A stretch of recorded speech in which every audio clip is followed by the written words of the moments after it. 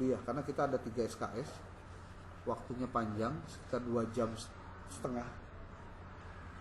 Bapaknya masuk dia telat karena barusan dia keluar dari kelasnya juga telat karena dosen yang tadinya masuk telat juga masuknya, jadi terus telat gitu. Di pasca langsung lari ke sini, untung bawa motor jadi agak cepet. Pas dia masuk teh jam 3 kurang sedikit tuh. Dan itu ngabisin waktu beberapa menit. Jadi memang perpindahan kelas dari jam sebelumnya ke jam berikutnya itu nggak bisa pas 100%, pasti ada waktu. Nah, kamu teh kelas apa? 5E. Di 5E PAI ini untuk kegiatan perkuliahan itu akan kita bagi menjadi 3 sesi. Ibu Pete udah nulis sebenarnya di sini.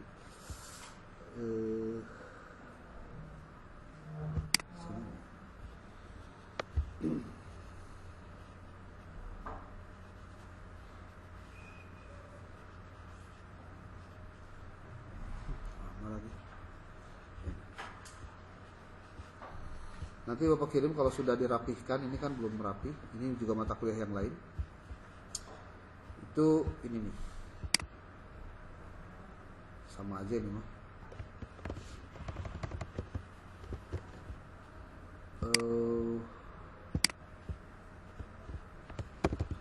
Kita kuliah, Bapak akan menjelaskan terkait pertama penilaian. Penilaian itu ada 7 aspek yang akan dijadikan sebagai komponen-komponen penilaian. Dimulai dari presensi atau kehadiran. Untuk kehadiran itu jadi hitungan untuk penilaian. Akan nanti dikonversi dari kehadiran, contoh 16 kali pertemuan, kalau kalian hadir semua itu akan nilainya 100. 16/16 dikali 100. Kalau kurang berarti tinggal dibagi saja. 15 dibagi 16 dikali 100. Terus begitu sampai nilainya berapa. Dan Bapak akan terangkan penilaian ini secara terbuka, tidak ada yang ditutup-tutupi. Dicoba kita untuk menilai itu objektif. Dan kalau kalian maksa pengen dapat nilai selain A, boleh. Akan diberikan kesempatan. Kalau memang kalian ingin memantaskan dapat nilai selain A. Karena biasanya sok itu. Di awal kuliah Bapak udah ngasih tahu ke mahasiswa bahwa setelah UAS tengah waktu terakhir tidak dipenuhi kewajiban-kewajibannya, maka ketika nilai keluar tidak ada komplain. Kalau kamu baca WA Bapak, itu WA teh barudak mahasiswa nu komplain masalah nilai. Tapi komplainnya tidak rasional. Pak, kenapa nilai saya begini padahal saya begitu? Terus saya mau mendaftarkan FIP, Pak, nilai pengen berubah jadi A. Tadi saya tidak pernah menjawab lagi, tidak akan pernah dilayani. Makanya Bapak ngomong ke Ayana, kamu nge-WA urusan nilai, sementara nilai sudah keluar, sementara hitungan nilainya sudah ketemu, dan ini bisa dipertanggungjawabkan. Karena penilaiannya bisa diukur. Kamu sendiri bisa ngitung. Bisa yang apal, nih nilainya. Oh, bukan yang ini deh.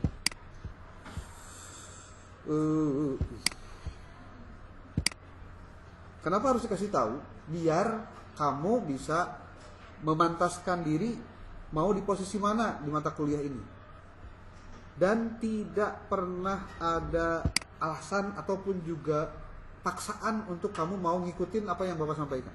Bapak cuma memberikan petunjuk kalau misalkan kamu mau ngikutin peraturannya, mengerjakan tugas-tugasnya, mengikuti apa yang diarahkan, hasilnya pun itu buat kamu bukan buat Bapak. Ya.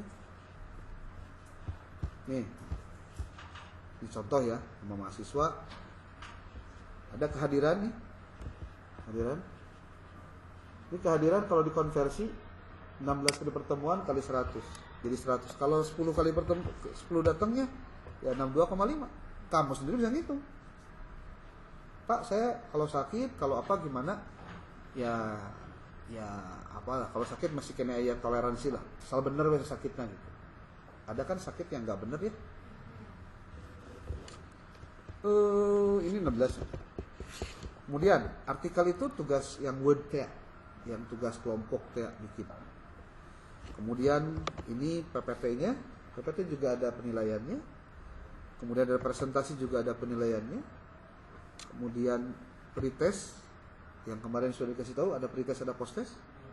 Lupa sampaikan lagi sekarang teknisnya. Lalu nanti ada rata-rata posttest dan pretest berapa. Dan ini masuk pada kategori tugas terstruktur. Nanti ada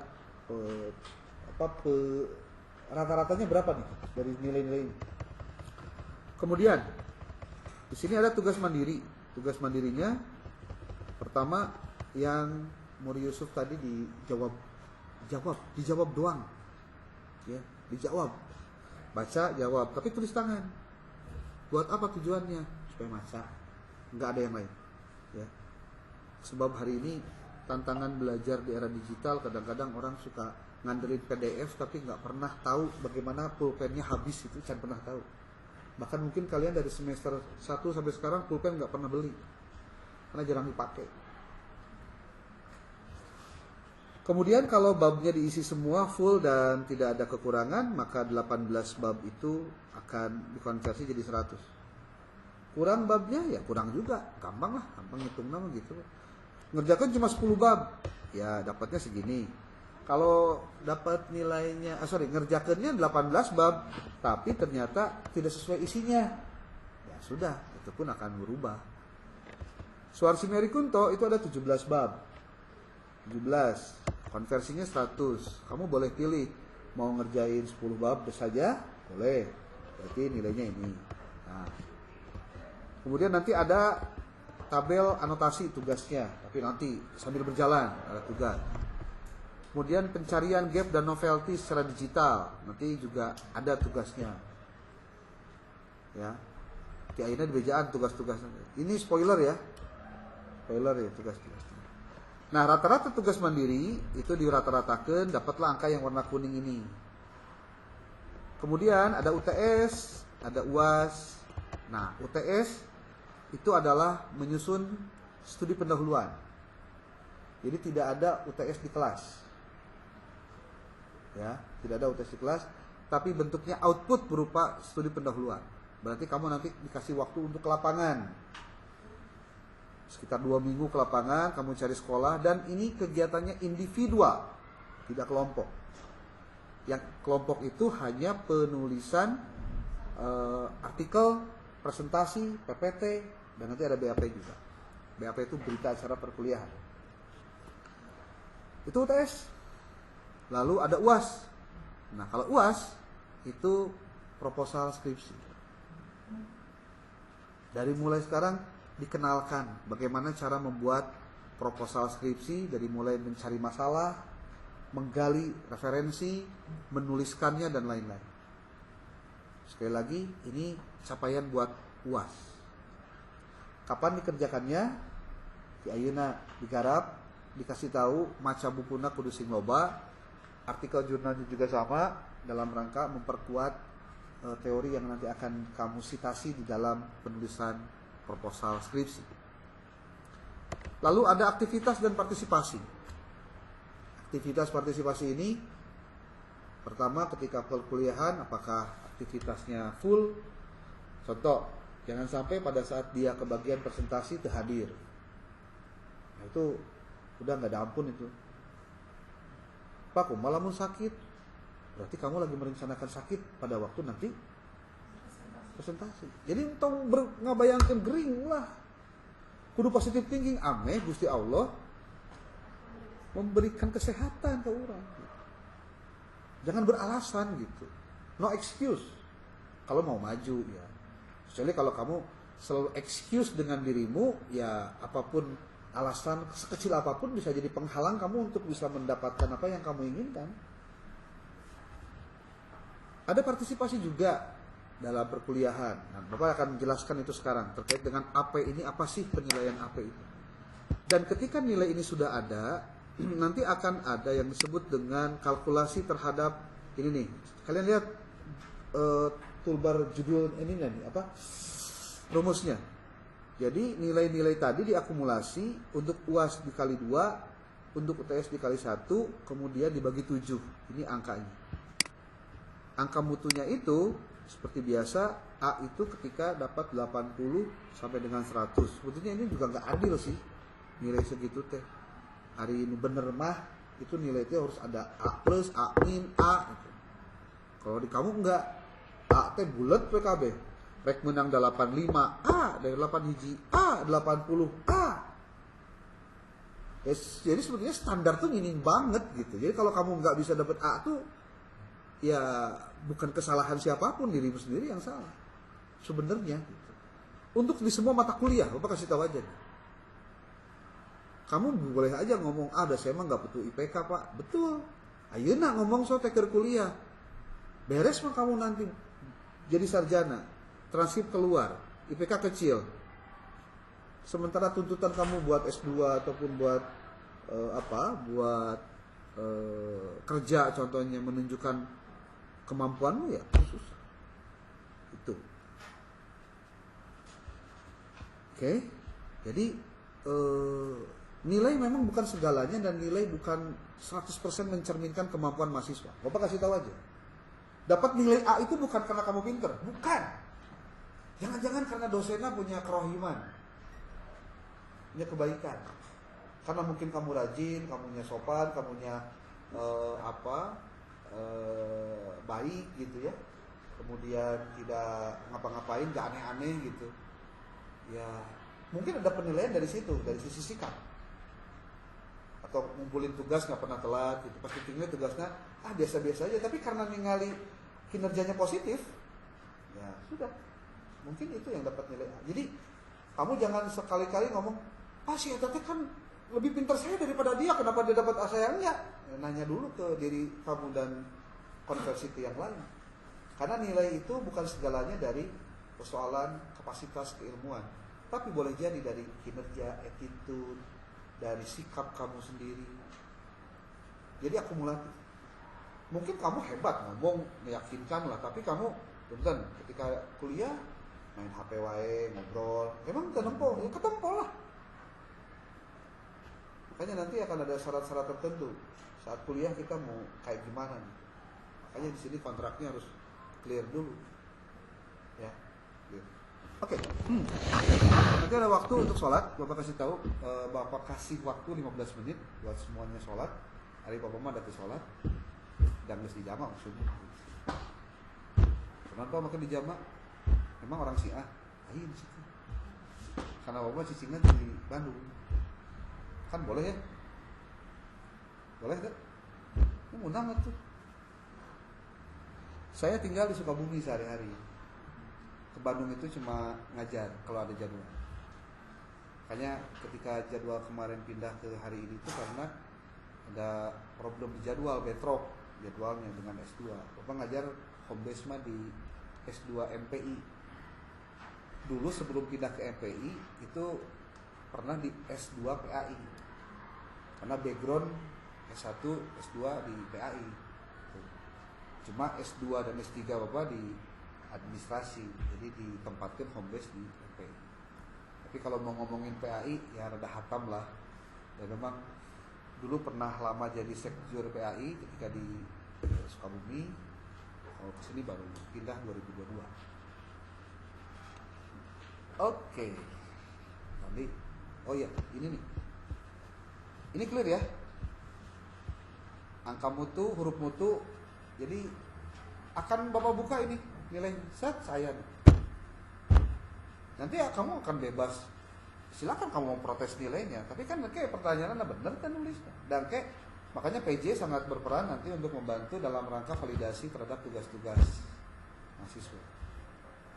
Bapak minta bantuannya nanti buat PJ. Oke, sekarang ke sini dulu nih, ke tugas. Ada presentasi, UTS, UAS, tugas terstruktur, tugas mandiri, aktivitas dan partisipasi. Sebenarnya yang tadi presentasi itu masuk pada kategori tugas terstruktur, cuma kemudian makin dibedakan supaya kamu punya aware khusus terkait presentasi ini. Oke, kita bagi perkuliahan kita dengan kuliah itu kelompoknya dibagi 3 sebetulnya. Kelompok ini tuh, kelompok apa? Kelompok diskusi itu. Ada kelompok presentasi, atau presenter ya sebutnya, bukan presentasi. Presenter yang menyajikan materi, ada pendamping, ada penanya. Apa tugas dari kelompok presentasi?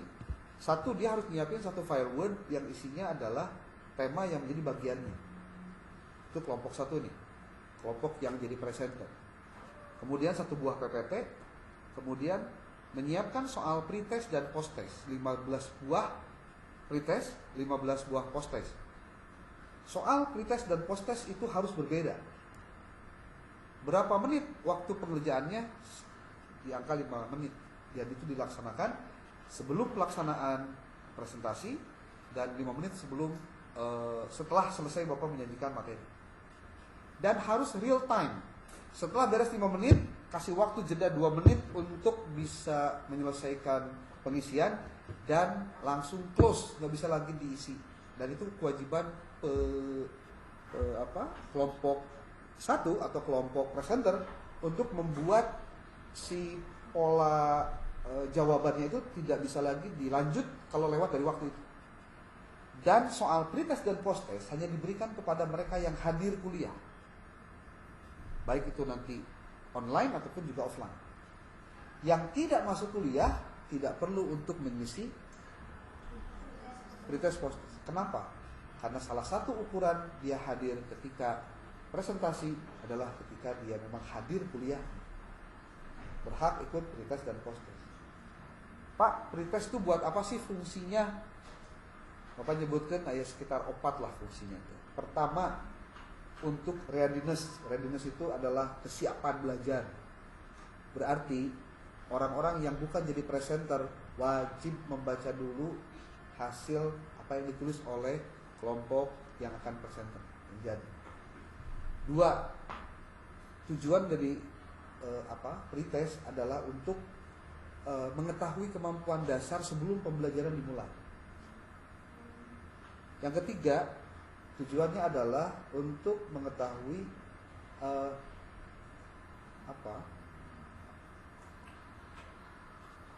tadi kesiapan, terus mengukur kemampuan. Yang ketiga, agar terjadinya proses belajar yang dilakukan oleh audiens sebelum pelaksanaan pembelajaran. Biar ketahuan ada proses yang dilakukan. Dan yang keempat juga yang penting, yaitu untuk mengetahui kehadiran dari mahasiswa yang sedang ada di kelas atau yang sedang kuliah.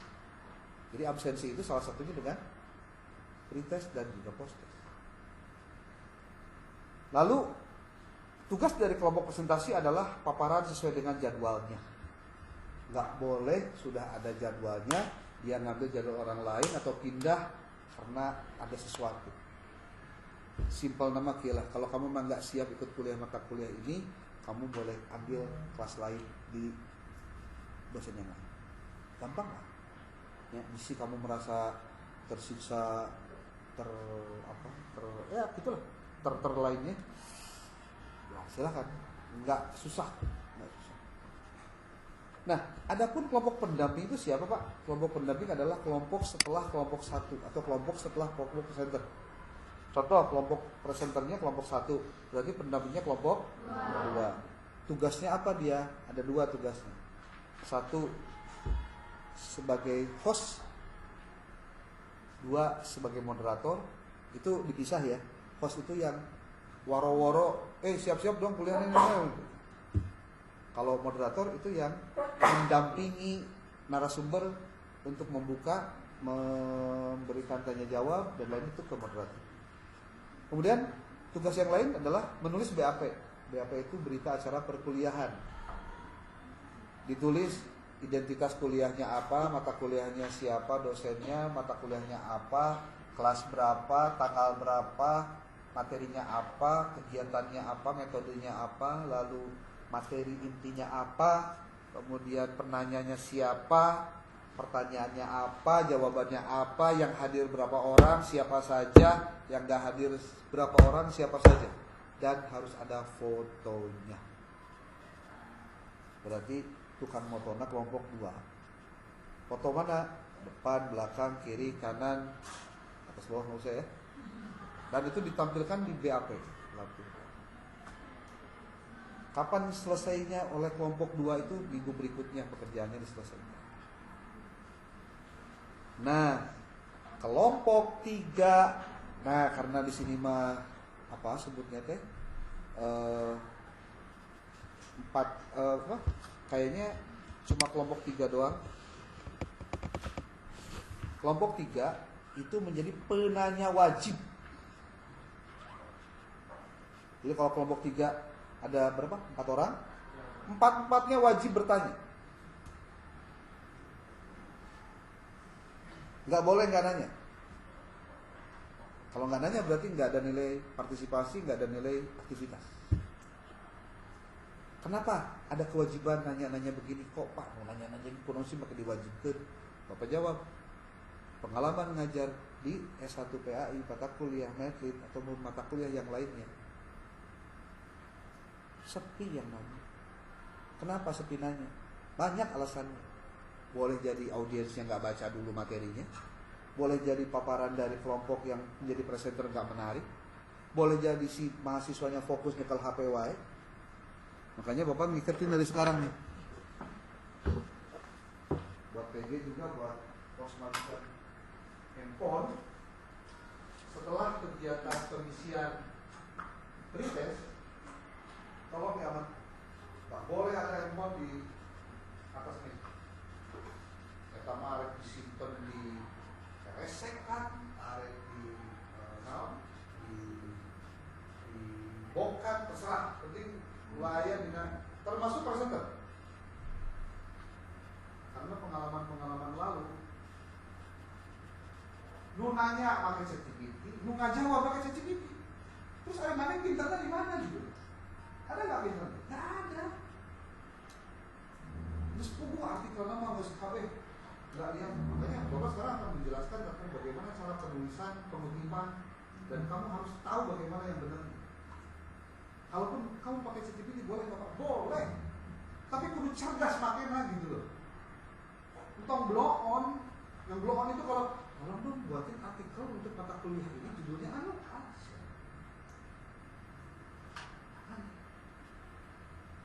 Jadi kenapa harus ada yang wajib? Terus ini problem ini nih. Bapak kan itu bisa nyarap gitu. Ini kan bisa. Ngabalin dokumennya bisa harus. Kamu laporan ke saya, mau aku benar ke omongan kamu, apa laporan itu nggak ada. Karena bang salah. Cuma saya sih harus begitu. Harusnya tenggang rasa. Tapi ada juga loh yang nggak bisa ngedengerin ketika diomongin kayak gitu. Makanya, ini daripada capek ngomong, lebih baik udah amanin aja. Itu ada wadahnya. Itu wadahnya tuh. Wadah. Oke, begitu boleh. Oke, kamu kasih nama, karetan, simpen, pembukuan, tariman bola atau lagi silent terserah. Pokoknya di mata kuliah saya nggak boleh pakai handphone kecuali ketika mengerjakan retest dan nanti ketika saat proses. Termasuk presenter. Pengalaman yang jadi presenter itu ketika ada yang nanya sibuk dengan jawabannya. Kalau mau buku boleh, buku fisik ya. You mau bawa buku 5, 10, 20 sudah nggak jajar gitu di dia. It's okay, boleh, nggak masalah. Kalau memang itu yang seharusnya dilakukan oleh mahasiswa. Buka buku fisik. Sekarang pertanyaan saya ke kalian. 1 bulan kamu punya buku berapa? Ini target nggak untuk 1 mata kuliah ada berapa buku yang bukunya sebagai referensi?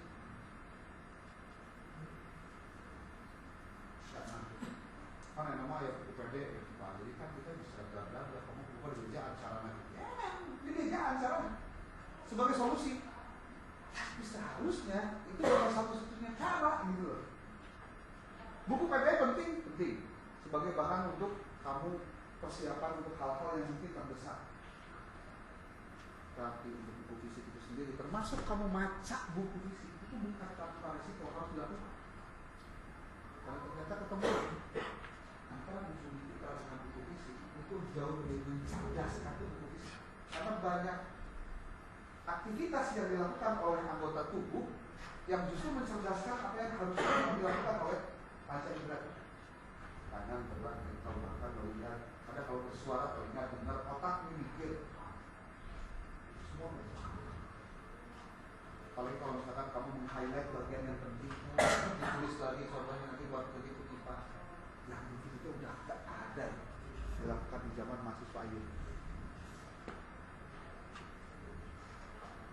Kecuali kalau kamu pengennya ya instan saja. Mungkin bagian dari tantangan menjadi Gen Z atau generasi Alpha itu karena instan, pengennya cepat tapi nggak berdampak. Padahal kamu kalau bisa kamu jadi guru, kan nanti PPL ya, jadi guru. Emang si siswa yang melihat kamu nggak tahu bahwa kamu tuh bisa apa enggak? Tahu, punya wawasan luas atau tidak? Itu ketahuan. Bukan cuma tampangnya doang atau pegang HP gitu. Udah jangan dipakai lah gitu. Bapak kasih tahu aja, isi kamu menyesal. Mumpung lagi kuliah, dipaksa kamu tuh mempres diri agar apa? Jangan sekalipun waktu 24 jam itu kelewat momentum. Kamu percaya nggak? Tantangan terberat hidup kalian itu di sini. Lain HPI maksudnya HP mana ya? Ya. Yang bohong lain hidupin batu lah, hidupin anak sorangan. Kamu bisa main nonton sejam lebih, aku yang scroll hunkul. Langsung Facebook, buka video hiji, ya buka Instagram hiji, terus dia langsung TikTok terus. Sejam pun gak keras. Dan kamu ini sebetulnya tantanganmu tuh jauh sebenarnya, taruh di sekolah ya. Makanya ini wayahna kalau sudah masuk di mata kuliah saya, yang kelompok penanya wajib itu silahkan bertanya. Dan tidak boleh kong kaling kong antara penanya wajib dengan presenter.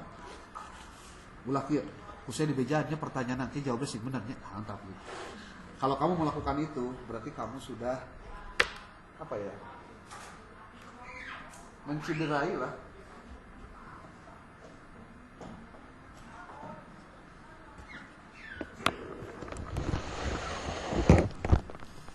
Oke. Sementara mungkin Bapak off dulu sholat, yang mau sholat.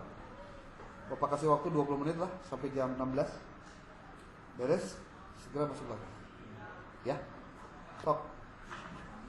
Kalau yang nggak sholat masih cingwe di dia. Yang ngiluan sholat tuh.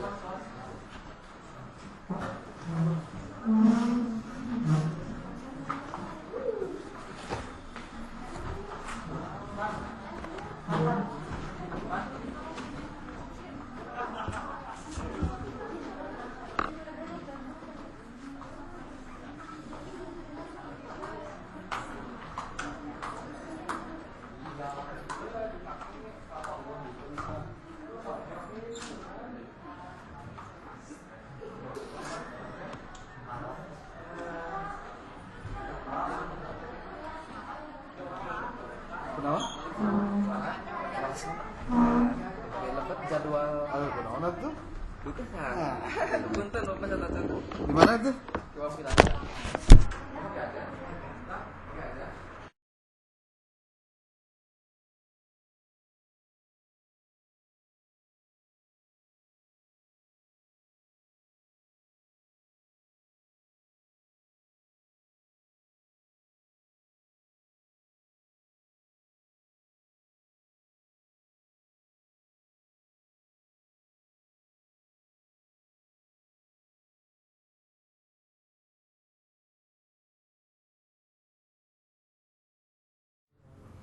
HP-nya Xiaomi.